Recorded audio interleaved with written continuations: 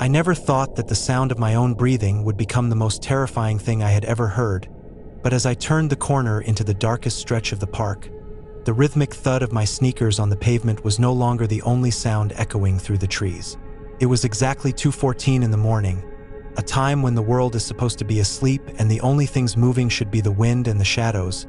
Yet there I was, pushing my body to the limit because the silence of my apartment had become too heavy to bear.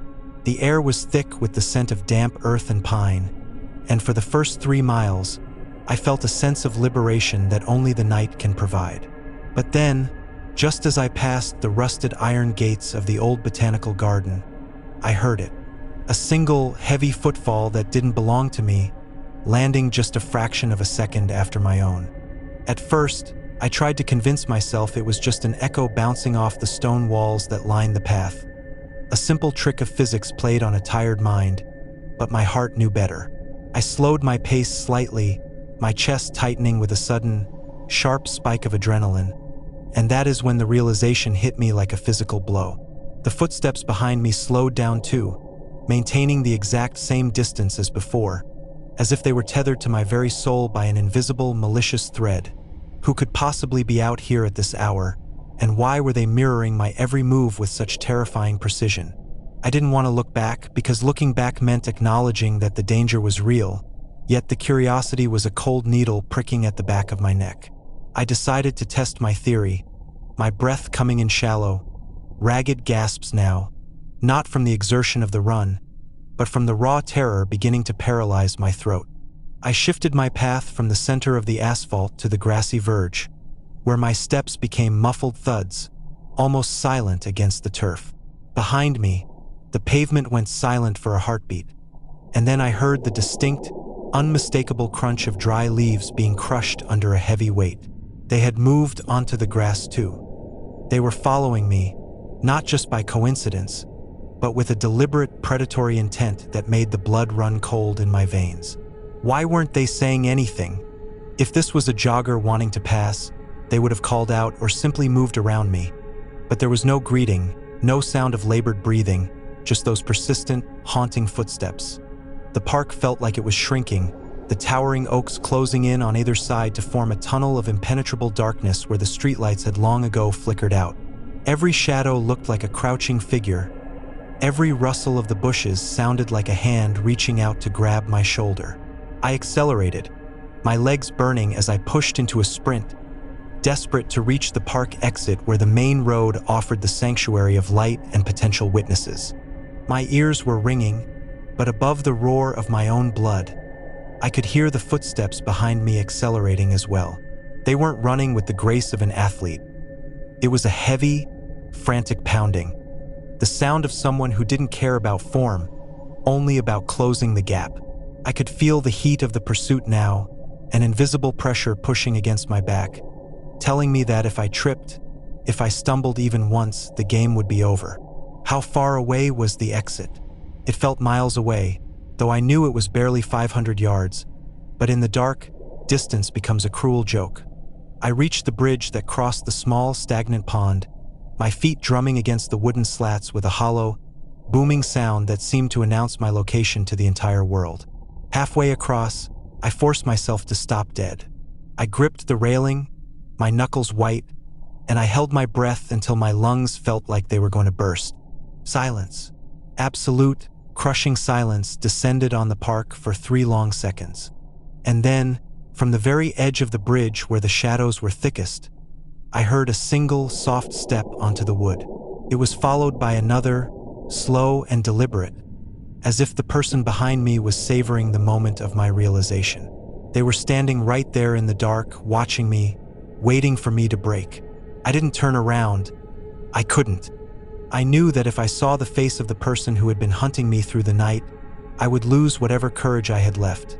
The exit was just ahead, but between me and the street was a dense thicket of decorative hedges and a narrow, unlit maintenance path that I had used a dozen times during the day. It was a risk, a terrible risk, but the main path was too open, and I was being run down like prey in a clearing. I dived into the shadows of the hedges, my skin being scratched by the sharp twigs, but I didn't feel the pain. I dropped to my knees and crawled into the deep darkness beneath a massive rhododendron bush, pressing my face into the dirt and covering my bright white running shoes with my hands. I lay there, trembling so violently that I feared the vibrating leaves would give me away. The footsteps reached the edge of the thicket and stopped. I could hear the person standing just 3 feet away from me. I heard the sound of a zipper being slowly pulled down, a metallic rasp that sounded like a blade being drawn. Then the sound of sniffing. They were trying to smell me, like an animal tracking a scent in the brush. Minutes passed that felt like hours, and the only sound was the distant hum of the city and the occasional drip of water from the leaves above. The intruder began to walk again, but this time, the steps were wandering, moving back and forth along the line of the hedges, back and forth, like a sentinel guarding a prison. Every time the footsteps grew faint, I thought about running, but then they would return heavier and more impatient than before. I realized then that they weren't going away. They were waiting for the sun to come up or for me to make a mistake. I looked to my left and saw the faint glow of a gas station sign through a gap in the fence, a beacon of neon blue and yellow that seemed 1,000 miles away. I had to move. If I stayed here, I was a sitting duck. I began to belly crawl through the dirt, moving with agonizing slowness, making sure every movement was timed with the distant sound of passing cars on the main road to mask any noise I might make. My heart was hammering against the earth, and I was certain the person on the other side of the hedge could hear it. After what felt like an eternity, I reached the base of the chain-link fence that separated the park from the gas station lot. There was a small gap at the bottom where the dirt had eroded away. I squeezed through, the metal tearing at my shirt and skin, and I didn't look back until I was standing in the harsh, beautiful glare of the gas station's fluorescent lights. I ran toward the glass doors, screaming for the attendant to lock them, and as I turned to look at the dark tree line I had just escaped, I saw a tall, thin silhouette standing perfectly still at the edge of the light. The figure didn't move, didn't wave, and didn't run. It just stood there in the shadows, watching me, before slowly melting back into the darkness of the park. I sat on the floor of that gas station, safe behind the glass, and listened to the silence, knowing that for the rest of my life, I would never truly be able to trust the sound of footsteps behind me again. The hum of the air conditioning was the only thing keeping me company in the vast, open-plan expanse of the 14th floor, a sound so constant and mechanical that it usually faded into the background of my mind. Yet tonight, it felt like a thin veil trying to cover a much more sinister reality. I had stayed late to finish the quarterly audit, a task that required a level of silence my busy household could never provide. But as the clock on my computer screen ticked over to 11:48 p.m., the silence of the high-rise began to feel less like a luxury and more like a trap. My desk was tucked away in a corner, surrounded by pillars of glass and steel that reflected my own tired face back at me, making the office look twice as large and 10 times as empty. I reached for my cold coffee, my fingers brushing against the ceramic mug, and that was when I heard it, a single, heavy footstep echoing from the floor directly above me. A sound so deliberate and weighted that it couldn't have been the building settling or the pipes groaning under the pressure of the night. It was the unmistakable sound of a heavy boot striking the thin carpet of the 15th floor, followed by another, and then another, moving in a slow, calculated line toward the main stairwell. I sat perfectly still, my heart hammering against my ribs like a bird caught in a cage, trying to remember if anyone else was scheduled to be in the building this late. The security guard, a soft-spoken man named Arthur, usually stayed at the front desk downstairs, and the cleaning crew had finished their rounds hours ago, leaving the marble floors polished and the trash cans empty. The footsteps above me stopped directly over my head, and for a long, agonizing minute, there was nothing but the mechanical drone of the building and the sound of my own blood rushing in my ears. Then, the heavy door to the north stairwell creaked open, the sound traveling down the ventilation shaft with terrifying clarity, and I heard the first step onto the metal stairs. Clang. A heavy, metallic ring that vibrated through the structure of the building. Clang. They were coming down. They weren't using the elevator, which would have signaled their arrival with a soft chime. They were taking the stairs, coming floor by floor, closing the distance between us in the most physical way possible. Why would someone be walking down the stairs in the dark, and why did each step feel like a hammer blow to my composure? I looked at the exit signs, their red glow casting long, bloody shadows across the cubicles, and I realized that to reach the elevator, I would have to walk directly past the stairwell door. I was pinned in my corner, a glass-walled cage that offered no protection and no place to vanish.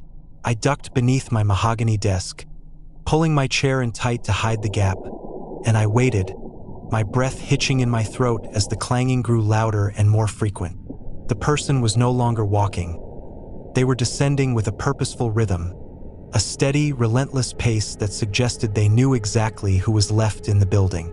The stairwell door on my floor groaned on its hinges, and the heavy thud of the door hitting the frame echoed through the open office, followed by the soft, rhythmic clicking of a latch being locked from the inside. I was no longer alone on the 14th floor, and the only exit was now controlled by whoever had just stepped out of the shadows. The footsteps on the carpet were different now, muffled but heavy, creating a dragging sound as if one foot was being pulled slightly behind the other. They moved toward the rows of empty desks, the sound stopping occasionally as if the intruder was pausing to look behind every monitor and under every table. I could hear the faint rustle of papers being disturbed and the click of a mouse being pressed, a casual, terrifying invasion of my workspace that made my skin crawl with a primal revulsion. How long would it take them to reach the corner? The office was a labyrinth of cubicles, but I knew the layout, and I knew that eventually, all paths led to the executive suite where I was hiding. I reached into my pocket, my fingers trembling so much I could barely grip my phone, and I realized with a jolt of pure horror that I had left it charging on top of the desk, just inches above my head. If I reached for it, the motion would be visible through the glass partition. If I didn't, I had no way to call for help. The footsteps were closer now, perhaps only 3 rows away, and I could hear something else, a low, wet sound of heavy breathing that seemed to struggle for air. It wasn't the sound of a coworker or a security guard. It was the sound of someone who had been waiting for the lights to go out. I saw a shadow stretch across the carpet near my feet, a long, distorted shape that loomed over the side of my desk, and I squeezed my eyes shut, praying that the darkness would swallow me whole. The intruder stopped. I could hear the fabric of their clothes brushing against the edge of my desk, a soft, dry rasp that sounded like sandpaper on wood. They were standing right there, separated from me by only an inch of polished timber, and I could smell the faint, metallic scent of old grease and cold rain clinging to them. They didn't move for what felt like a lifetime, and then, slowly, I heard the sound of a hand sliding across the surface of my desk, moving toward my phone. The charging cable clicked as it was pulled out, and then the office was plunged into a different kind of silence as the intruder began to hum a low, tuneless melody that made the hair on my arms stand up. This was a game to them, a slow-motion hunt in a high-tech forest, and they were enjoying every second of my terror. I knew I couldn't stay under the desk anymore. The moment they leaned over to look, I would be trapped with nowhere to move. I noticed the small maintenance hatch in the floor behind me, a metal plate used for accessing the high-speed data cables that ran throughout the building. It was a tight squeeze, and it led into a narrow crawl space that ran beneath the raised floor panels, eventually connecting to the service elevator in the back of the building. It was my only chance. I waited for the intruder to turn their back, listening for the sound of them moving toward the window to look out at the city lights, and then I slowly, silently lifted the metal plate. The smell of dust and cold air hit my face, but I didn't hesitate. I lowered myself into the dark, cramped space, feeling the sharp edges of the cable trays against my ribs, and I slid the plate back into place just as I heard the heavy thud of a chair being flipped over above me. They knew I was gone. I crawled through the darkness, the sound of my own heart echoing in the narrow space, following the glow of the tiny LED lights on the server routers. I could hear the intruder above me, their footsteps frantic now, stomping on the floor panels in a rage, trying to find where I had vanished. Every time a panel creaked above my head, I froze, convinced they would smash through the floor and grab me by the neck. I reached the service elevator's manual override panel, a small lever hidden behind a cluster of wires, and I pulled it with everything I had. The small, industrial lift groaned to life, its doors sliding open with a heavy mechanical grind that masked my final escape. I scrambled inside, hitting the button for the loading dock, and as the doors closed, I saw a pale, frantic face pressed against the glass of the office door, staring down at the floor I had just escaped from. I didn't stop running until I hit the cold air of the street, flagging down a passing taxi and never once looking back at the dark, silent windows of the 14th floor. The heavy steel door of the stairwell hissed shut behind me with a vacuum-like seal, leaving me standing in the oppressive, yellow-tinged silence of level 4 of the city's central parking structure. It was 12:45 a.m., and the air was thick with the smell of stagnant exhaust and damp concrete, a combination that always made me feel like I was breathing in something old and forgotten. My heels clicked sharply against the oil-stained floor, a sound that seemed to travel for miles in the open, cavernous space before bouncing back off the low ceiling. I was the only person left in the garage, or at least I should have been, given that the office buildings nearby had been dark for hours. I clutched my car keys tightly in my palm, the jagged metal edges digging into my skin as a reminder that I was almost safe, almost home. But as I passed the third concrete pillar, the echo of my own footsteps didn't stop when I did. 1, 2, 3. A slow, rhythmic dragging sound followed by a heavy thud, coming from the darkness between a row of oversized SUVs. I froze, my breath catching in a throat that suddenly felt as dry as desert sand, and I listened with an intensity that made my ears ring. The silence that followed was even worse than the noise, because it wasn't a natural silence. It was the quiet of someone holding their breath, waiting for me to move so they could calculate my position. I took a cautious step forward, my eyes darting toward the shadows under the vehicles, and the dragging sound started again, perfectly synchronized with my movement. It sounded like someone was pulling a heavy sack across the floor, or perhaps they were limping, a deliberate, uneven gait that felt predatory in its patience. Who would be hiding in a parking garage at midnight, and why were they staying just out of the reach of the flickering fluorescent lights? I tried to convince myself it was just a transient looking for a place to sleep, but the way the sound mirrored my pace suggested a level of focus that was far more dangerous than a chance encounter. The garage felt like a concrete maze, the exit ramps spiraling down into an abyss that offered no clear line of sight to the street level. I began to walk faster, the clicking of my shoes turning into a frantic staccato that filled the air with a chaotic energy. Behind me, the dragging sound transformed into a heavy, purposeful trot, the metallic scrape of something hard hitting the concrete with every second step. They were no longer trying to be subtle. The hunter had decided that the chase was more entertaining than the stalk. I reached the row where my silver sedan was parked, its headlights reflecting the dim overhead glow like the eyes of a cold, mechanical animal. I was 50 feet away. 40 feet. Every muscle in my legs screamed at me to sprint, but I knew that if I panicked and tripped on the slick, oil-covered floor, I would never get back up. I reached the driver's side door, my hands shaking so violently that I fumbled the key fob, the plastic sliding through my sweaty fingers. The dragging sound was close now, perhaps only 2 pillars away, and I could hear the wet, raspy sound of someone struggling to breathe through a congested chest. It was a heavy, visceral sound that made my stomach churn with a sudden, sharp nausea. I finally managed to press the unlock button, and the car's lights flashed twice, momentarily illuminating the figure standing behind the pillar nearest to me.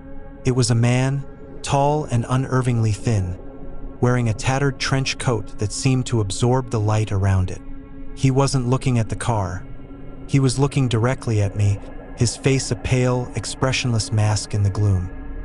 He took a step forward, and I saw what had been making the dragging noise, a long, rusted iron crowbar being pulled along the ground behind him. I dived into the car, slamming the door and hitting the lock button just as the iron bar swung through the air, shattering the side mirror with a deafening crack of plastic and glass. The impact vibrated through the entire frame of the vehicle, a violent reminder of how close I had come to being the target. I scrambled to shove the key into the ignition, my vision blurring with tears of pure, unadulterated terror, while the man began to circle the car. He didn't scream, and he didn't try to pull the handle. He simply walked around the perimeter, dragging the crowbar across the windows with a high-pitched, agonizing screech that set my teeth on edge. He was marking his territory, letting me know that even inside the metal shell, I was still within his reach. The engine roared to life, a beautiful mechanical growl that gave me the first spark of hope I'd felt all night. I shifted into reverse, but the man didn't move away. He stood directly behind the car, his arms crossed, staring into the backup camera with a terrifying, vacant intensity. I couldn't just run him over, not because of mercy, but because I feared the impact might disable the car and leave me stranded in the dark with him. I shifted back into drive and stomped on the accelerator, swerving around the pillar and heading for the down ramp. I could see him in the rearview mirror, standing perfectly still in the middle of the aisle, the broken side mirror lying at his feet like a trophy.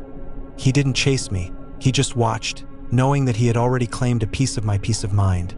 As I spiraled down the levels, the tires screeching on the painted turns, I realized the exit gate was a pay-on-exit system, meaning I would have to stop for at least 30 seconds to insert my ticket and wait for the wooden arm to rise. My heart sank. If he ran to the edge of the level and jumped down to the ramp below, he could intercept me at the gate. I reached the ground floor, my eyes scanning the darkness for that tattered coat. And there he was, standing by the ticket machine, the iron bar resting casually on his shoulder. He had taken the stairs. I didn't stop. I drove straight toward the wooden barrier, the engine screaming as I pushed the car to its limit. The barrier snapped like a toothpick as I plowed through it. The sound of splintering would echoing through the street as I burst out into the cool, midnight air of the city. I didn't slow down until I saw the blue lights of a police precinct 3 blocks away, and even then, I kept my doors locked, my eyes fixed on the mirrors, waiting for the sound of a dragging metal bar that I knew I would hear in my nightmares for years to come.